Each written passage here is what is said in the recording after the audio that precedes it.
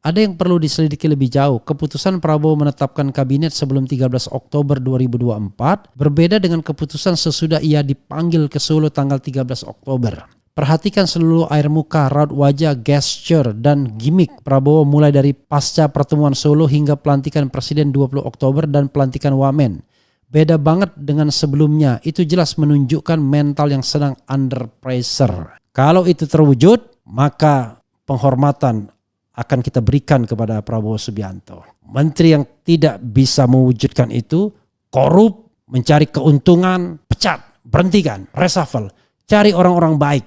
Apakah Prabowo Subianto kemudian split karakternya? Di satu sisi dia berpidato dengan berapi-api, tapi ketika menyusun kabinet tidak menggambarkan api tersebut. Terutama api memberantas korupsi misalnya. Sebenarnya dua yang dihianati. Yang langsung ya, pemberantasan korupsi dan zakon kabinet sesungguhnya.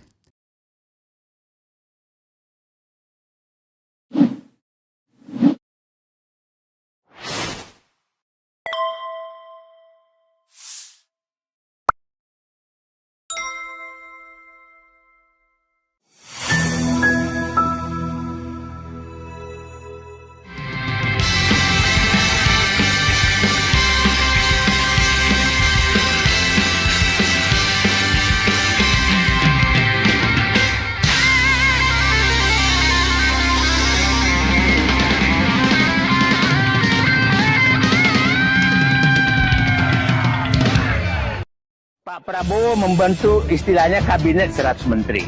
Kabinet 100 menteri ini sebenarnya itu persis dengan kabinet 100 menteri kabinet 100 menteri Dwi Kora Bung Karno. Pada saat itu Bung Karno membentuk kabinet karena posisi sangat tertekan akibat daripada protes masyarakat terhadap gerakan G30 SPKI 1965. Nah, Pak Bung Karno membentuk itu. Maksudnya, apakah kondisi ini bahwa Presiden sedang tertekan sehingga membentuk kabinet 100 menteri Bung Karno dan Pak Prabowo juga sedang tertekan oleh Jokowi saat itu sehingga membentuk kabinet 100 menteri. Tapi ingat, kabinet Dwi Kora 100 menteri itu usianya hanya 32 hari. Usianya hanya 32 hari dan diakhiri dengan keluarnya surat perintah 11 Maret. Dan sekitar bulan Juli 266 Pak Harto membentuk namanya Kabinet Ampera. Disitulah mulai kabinet berbasis profesional, berbasis untuk pembangunan Indonesia ke depan. Nah, apakah sejarah ini akan terulang? Kita tunggu semua. Apakah Pak Prabowo itu betul bahwa ingin mewujudkan cita-citanya untuk mengembalikan negara ini ke rakyat, ataukah dia memang tidak bisa lepas dari itu?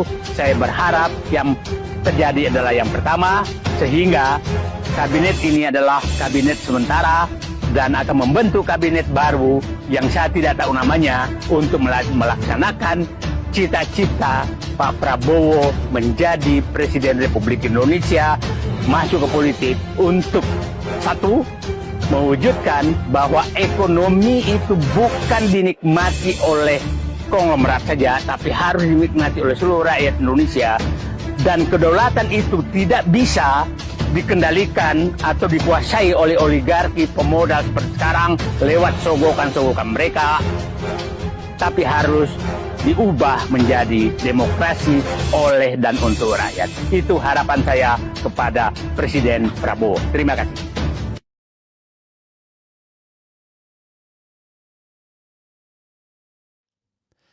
Assalamualaikum warahmatullahi wabarakatuh. Sobat RH sekalian, jumpa lagi kita di channel yang keren ini. Keren cadas. Ya, Sobat RH sekalian, itu pertanyaan kita semua tentunya, ada apa dengan Pak Prabowo? Ya, setelah kita diimpresi pidatonya yang tanpa teks dan berapi-api, tiba-tiba ketika menyusun para menteri kok terkesan anti klimaks. Apakah itu perasaan saya saja atau perasaan kalian semua, Sobat RH sekalian, ya. Karena agak menggelisahkan, agak mencemaskan, agak membuat kecewa ketika kemudian kita menemukan fakta bahwa menteri-menteri yang direkrut ternyata mayoritas masih dari rezim lama, bahkan menteri-menteri inti. Dan terus terang ini membuat kita bertanya-tanya, apakah demikian beratnya beban Prabowo sehingga tidak bisa lepas dari Mulyono atau Jokowi atau bagaimana? Tadi Said Didu bicara kabinet 100 menteri sejarah Indonesia. Jadi Sobat RH sekalian, kabinet 100 menteri itu untuk menanggapi apa yang terjadi di masyarakat, protes akibat adanya G30 SPKI. Maka pada tanggal 24 Februari 1966, Presiden Soekarno melantik kabinet 100 menteri karena jumlah menterinya 127 atau 132. Nanti kita cek sama-sama, yang jelas lebih dari 100.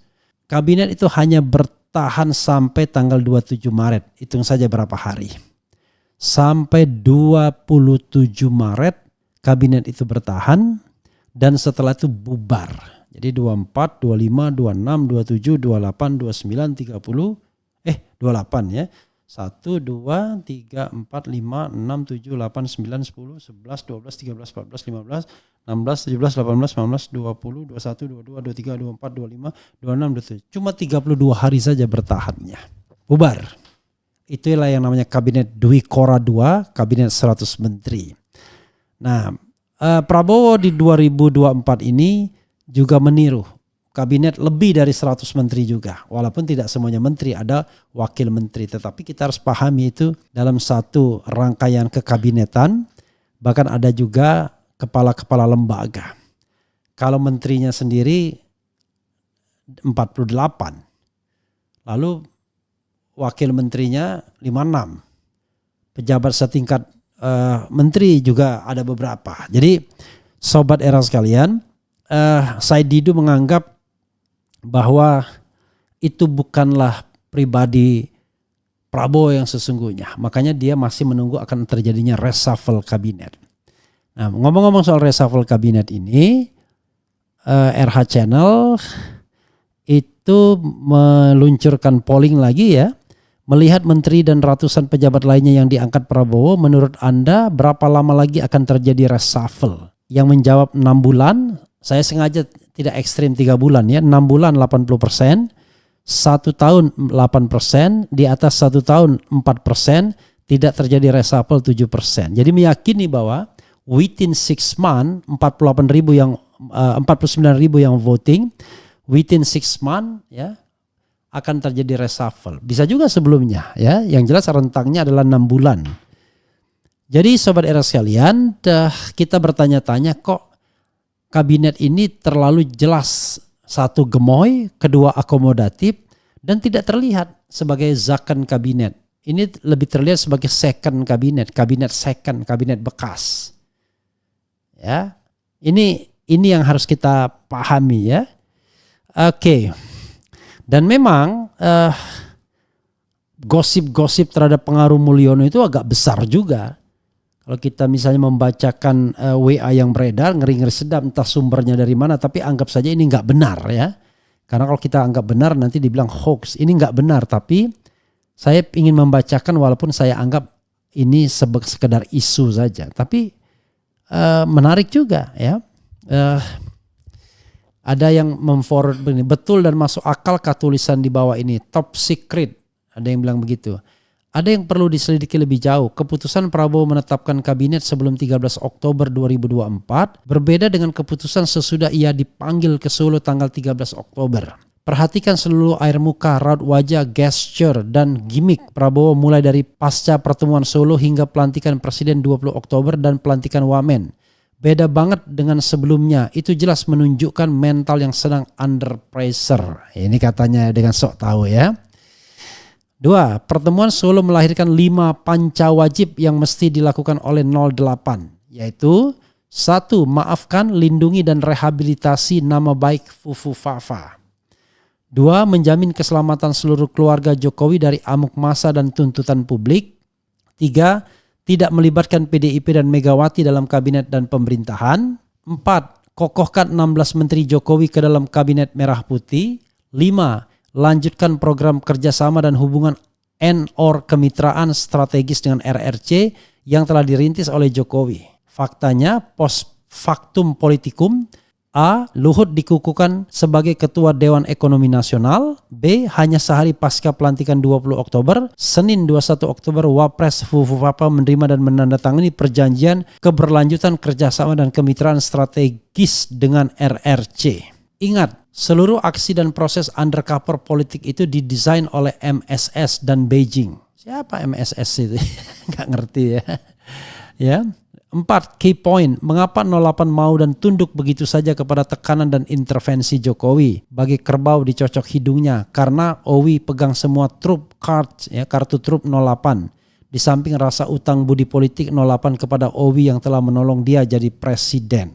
Jadi ada yang dicoret ya, NB.2 Hasim pun kecewa berat dengan komunike Solo. Tapi dicoret nih. 5. Overall conclusion, Kabinet Merah Putih Prafafa adalah rezim Jokowi jilid 3. Ya itu gosip lah ya. Saya tidak pernah menganggap gosip itu benar, tetapi anggap saja ini adalah analisis dari orang yang memperhatikan proses pengangkatan para menteri tersebut. Kalau dikembalikan kepada Faisal Assegaf ya, maka Partai Negoro katanya memberikan waktu 100 hari kepada menteri-menteri Prabowo untuk menunjukkan kinerjanya.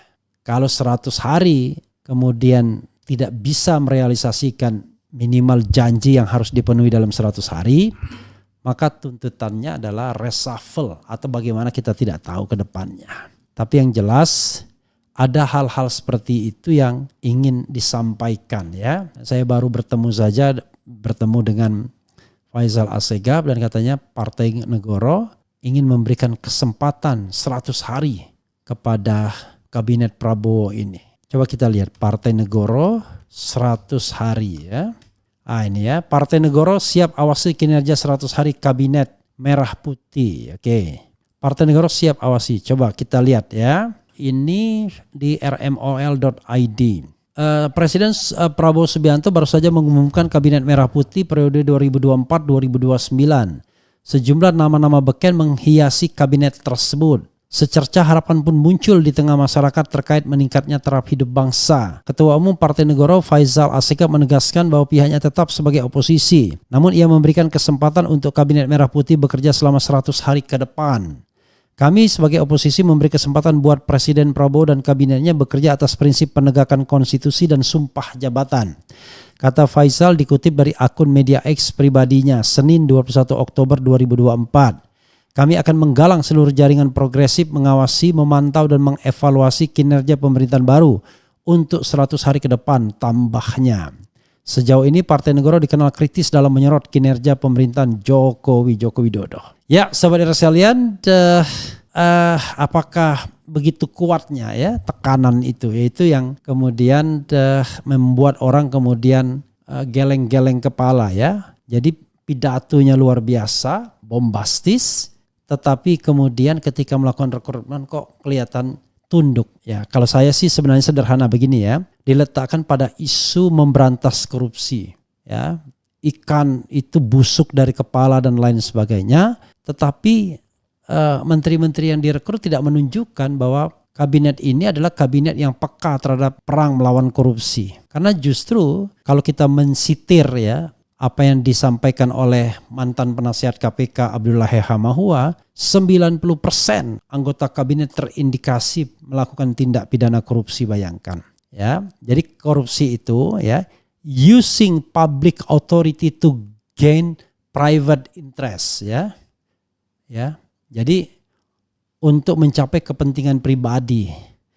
Jadi kalau kita bicara mengenai yang namanya memanfaatkan kekuasaan untuk kepentingan pribadi dan kelompoknya, ya memang banyak yang melakukan korupsi itu. Zulkifli Hasan sudah memanfaatkan itu, ya kan. Kemudian Erick Thohir juga disebut-sebut ya melalui kakaknya isu Telkomsel dan lain sebagainya. Zulkifli Hasan ketika memprioritaskan atau melakukan sosialisasi terhadap anaknya di Lampung. Yandri Susanto Menteri Desa, istrinya secara tidak langsung mungkin ya. Kalau kita bilang tidak langsung gimana? Memang kan niat, harus kita lihat niat awalnya kan. Menteri apa yang tidak terlibat konflik of interest minimal Choi. Wakil Menteri Hukum pernah mengundurkan diri karena dianggap menerima gratifikasi, tapi diangkat lagi, ya kan? Kemudian apa lagi? Erlangga Hartarto dipaksa mengundurkan diri dengan isu adanya sprindik dan lain sebagainya, ditekan karena dugaan tindak pidana korupsi. Pernah juga diisukan soal wanita dan lain sebagainya, masih diangkat juga. Bahlil juga kontroversial, Rizky Hibiki, kemudian soal-soal tambang dan lain sebagainya, kekayaan yang melonjak drastis dan lain sebagainya, diangkat juga. Ya, macam-macam lah. Jadi semuanya diangkat kembali oleh Prabowo Subianto, padahal mereka adalah orang-orang yang berkutat di rezim sebelumnya dan bisa dikatakan backbone rezim sebelumnya. Apakah Prabowo Subianto kemudian split karakternya? Di satu sisi dia berpidato dengan berapi-api, tapi ketika menyusun kabinet tidak menggambarkan api tersebut. Terutama api memberantas korupsi misalnya. Sebenarnya dua yang dikhianati. Yang langsung ya, pemberantasan korupsi dan zakon kabinet sesungguhnya. Kita lihat ya, kabinet yang ada itu kabinet tim sukses sebenarnya. Kalau dibilang kabinet persatuan atau merah putih enggak juga. Ya. Misalnya kubu Anies kecuali Caimin kan tidak diakomodir. Kubu Ganjar tidak terakomodir juga. Kubu di luar calon seperti oposisi, orang seperti Gatot Nurmantio siapapun enggak diakomodir juga. Jadi yang diakomodir itu tim sukses semua. Ya, coba kita lihat. Semuanya tim sukses. Kalau enggak partai politik, tim sukses. Sudah, that's all. Jadi kalau kita menyebut itu kabinet persatuan nasional, enggak juga. Itu kabinet akomodasi tim sukses. Tetapi apakah itu sah-sah saja. Saya juga tidak berpretensi ingin dipanggil dan lain sebagainya. Terbersit pun tidak. Makanya pada tanggal 20 Oktober kita mengadakan syukuran Jokowi, Indonesia lepas dari Jokowi. Tapi rupanya kelihatannya kita masih punya PR lagi. Tidak lepas sesungguhnya. Prabowo tidak atau belum menunjukkan karakternya, mitosnya. Ya, mitosnya kan tegas, lebih genuine, kemudian selesai dengan dirinya sendiri, patriotik, cinta tanah air. Jangan sampai kemudian nanti Tifatul Sembiring mengungkapkan lagi pantunnya yang rimanya sedikit saya perbaiki. Ya, aku kira angin yang mendesir. Kalau dia bilang angin semilir ya, tapi lebih cocok itu angin mendesir. Aku kira angin yang mendesir, ternyata hanya patahnya dahan. Aku kira singa padang pasir, ternyata hanya kucing rumahan. Itu kritiknya. Tapi saya yakin enggak. Prabowo orang hebat, jenderal, tegas, mau berantas korupsi. Tetapi sekarang barangkali dia sedang bersiasah. Seperti yang dikatakan Said Didu. Jadi 100 hari ke depan kita harus tunggu. Ya, akan kita tunggu menteri-menteri yang gak becus kerjanya reshuffle. Buat kabinet zakon. Buat kabinet dengan kepercayaan diri. Sebagai primus inter pares dalam sistem pemerintahan presidensil. Ya, tunjukkan penting dan selamatnya negeri ini. Karena negeri ini bukan untuk tim sukses saja. Negeri ini untuk seluruh rakyat Indonesia. Kemudian daripada itu, untuk membentuk suatu pemerintahan yang melindungi segenap bangsa, untuk membentuk suatu pemerintah yang melindungi segenap bangsa, dan untuk memajukan kesejahteraan umum, mencerdaskan kehidupan bangsa, dan ikut serta melaksanakan ketertiban dunia. Kan begitu. Ya. Jadi jadikanlah kita semua ini bangsa yang terlindungi. Tidak ada lagi preman-preman yang bisa ngancam-ngancam kita ngadu ke Bareskrim dan lain sebagainya karena hanya perbedaan pendapat. Ya, tidak ada lagi orang-orang yang korup, yang mengambil keuntungan luar biasa, kemudian bisa menggerakkan premanisme di mana-mana. Jadi negeri ini harus menjadi negeri yang baldatun thayyibatun wa rabbun ghafur sesuai dengan pidato Prabowo setelah dilantik sebagai Presiden Republik Indonesia. Wujudkan itu. Kalau itu terwujud, maka penghormatan akan kita berikan kepada Prabowo Subianto. Menteri yang tidak bisa mewujudkan itu, korup, mencari keuntungan, pecat, berhentikan, reshuffle. Cari orang-orang baik. Saya tidak. Saya tetap akan oposisi. Tapi carilah orang-orang baik. Banyak orang baik. Banyak orang yang profesional. Banyak orang yang ingin mengabdi. Kan pertanyaan kita adalah gaji menteri cuma kurang dari 20 juta, 18 juta sekian. Kok beramai-ramai untuk menjadi menteri? Berarti kan ada yang dicari. Ada yang dicari. Tidak ikhlas begitu saja. Bisa trading in influence. Bisa penyalahgunaan jabatan. Bisa memperlebar bisnisnya. Bisa memperbesar pengaruhnya dan lain sebagainya. Semua orang ingin berkuasa karena berkuasa itu enak. Karena berkuasa itu akan mendapatkan perlakuan yang berbeda dibandingkan dengan orang yang tidak berkuasa. Nah, kepada Presiden Prabowo Subianto, jadikanlah rakyat Indonesia setara. Baik yang berada di kekuasaan maupun yang tidak berada di kekuasaan. Jadikanlah yang menjadi manusia yang setara.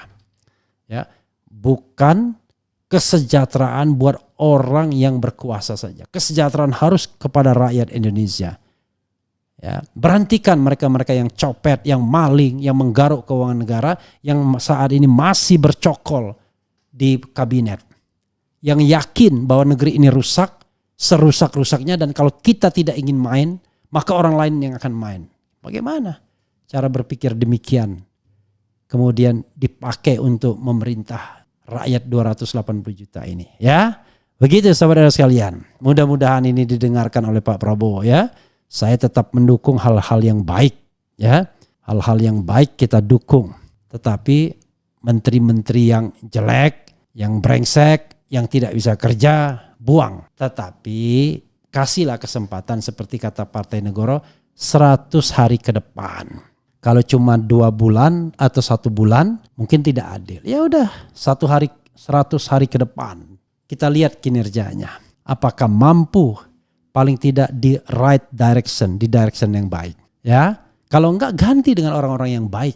Orang-orang yang punya integritas. Orang-orang yang tidak memanfaatkan jabatan. Orang-orang yang mau tulus mengabdi kepada Republik ini. Begitu ya. Oke. Coba kita baca ya. Bang, lu kritis ke pemerintah diintimidasi enggak sih? Alhamdulillah enggak ya. Saya berterima kasih kepada Pak Prabowo ya. Nanti kalau saya diintimidasi saya ngadu ke Pak Prabowo. Pak, saya sudah diintimidasi Pak. Ya kan? Di bawah pemerintahan Bapak jauh lebih tidak bebas. Ya kan begitu ya. Kemudian hadir. Kok kira suhu ternyata sama aja sama Mulyono. Kita tunggu 100 hari ya. Bang Refli mau tanya visual apa yang dimaksud yang membuat Prabowo jadi kurang greget? I don't know exactly, nggak mungkin lah saya spill di sini kan gosip kan. Namanya gosip kan susah kita verifikasi ya. Walaupun yang ngomong orang dekat lingkar istana kan. Hadir. Bang, Intel pasti warawiri terus ya di depan rumah. I don't know exactly. Mudah-mudahan enggak Pak ya. Pak Herindra bin yang baru ya. Karena tugas bin itu adalah memata-matai musuh negara. Bukan orang yang beroposisi, bukan orang yang kritis, bukan orang yang gak punya pasukan. Saya hanya menyampaikan ide, gagasan, perspektif. Kekuasaan gak mau saya. Kekuasaan gak mau saya. Kemarin ada seorang ketika diskusi meyakinkan soal mengenai merebut kepemimpinan dalam pengertian yang positif ya. Yaitu kita berusaha mengevaluasi pemerintahan agar Prabowo memasukkan orang-orang terbaik terus menerus. Yang jelek kita evaluasi, terus kita awasi. Ya baik aja. Tetapi saya katakan itu tidak berlaku untuk diri saya sendiri. Ya, saya ingin orang-orang terbaik masuk dalam kabinet, tetapi untuk saya biarlah saya di luar terus pemerintahan. Kenapa? Karena sudah saya berjanji dengan kalian, wahai para penonton RH Channel. Saya tidak ingin mengatakan bahwa saya sudah berjanji dengan rakyat Indonesia. Para penonton RH Channel kan begitu aja ya. Walaupun yang nontonnya barangkali cuma 2.000, 3.000, tetapi saya sudah berjanji kepada kalian ya. Oke. Kemudian Allah nggak bakal ada kemajuan bobrok. Iya, lihat aja. Jangan pesimis dulu. Kita kasih kesempatan 100 hari. Siapa di belakang Mulyono dan Fufu Fapa? Itulah yang menghancurkan negeri ini. Nggak tahu. Apakah RRC, ya kan? Kok dekat sekali RRC? Hari pertama langsung Fufu Fapa menemui wakil presiden RRC dan melanjutkan kerjasama. Seperti ayahnya, kita nggak tahu. Kalau memang itu yang menghancurkan kita, evaluasi dong Pak Prabowo, ya. Kemudian mengkhawatirkan itu saja. Jangan terlalu maksain kehendakmu bang. Ntar nggak sesuai harapanmu, nanti bisa stres bang. Mana mungkin saya stres. Orang stres itu orang yang mau minta jabatan. Begitu dia tidak dapat jabatan stres. Nah itu orang stres. Saya dari awal mengatakan apapun yang terjadi saya tidak ingin jabatan dari Prabowo Subianto. Ngapain saya stres? Orang saya tidak minta jabatan dan saya tidak mengusahakan jabatan untuk diri saya sendiri. Kan begitu. Ya. Jadi stres itu orang yang menginginkan sesuatu kenikmatan duniawi. Saya tidak, ya, insya Allah, ya. Kemudian kenapa Sandiaga Uno nggak masuk kabinet? Padahal dia anak emas Prabowo. I don't know exactly, ya. Saya nggak tahu kalau itu. Menurut saya terlalu banyak menteri dan wakil menteri pemerintahan pasti akan lambat dan banyak anggaran pasti tambah lubang korupsi. Ya itulah, kita kasih waktu 100 hari. Lalu kita berteriak rame-rame, ganti, berhentikan, reshuffle. Kalau memang nggak canggih, ya, gitu. Pak Prabowo, ini dari Kaji, ya. Pak Prabowo, buat apa Anda jadi presiden dengan menghalalkan berbagai cara kalau ujungnya tetap jadi bawahan Jokowi? Tanda tanya. Tanggung jawab Pak, saya nggak mau tahu. Pokoknya Bapak harus lepas dari pengaruh Jokowi. Oke, itu dari Kaji, ya. Saya tidak menyalahkan, tidak membenarkan. Kejantanan Prabowo tidak nampak lagi, bertolak belakang waktu pidato yang pelantikan, ya. Prabowo nggak akan membawa perubahan karena mental para pejabatnya yang suka ambil lebihan dari setiap program kerja.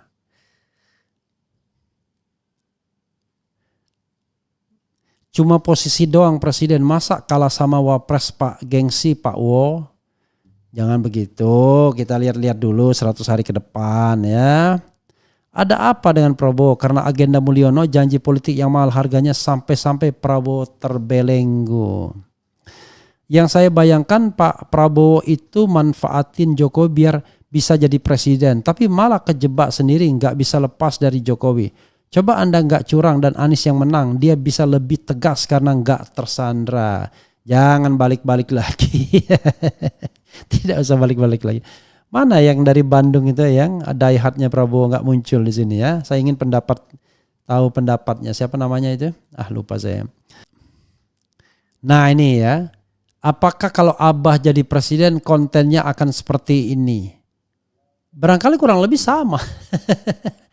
Kan saya bilang Anies presiden pun belum tentu saya masuk pemerintahan. Bisa jadi karena saya jadi oposisi, kan? Ya, jadi tapi saya nggak mau berandai-andai karena sudah selesai.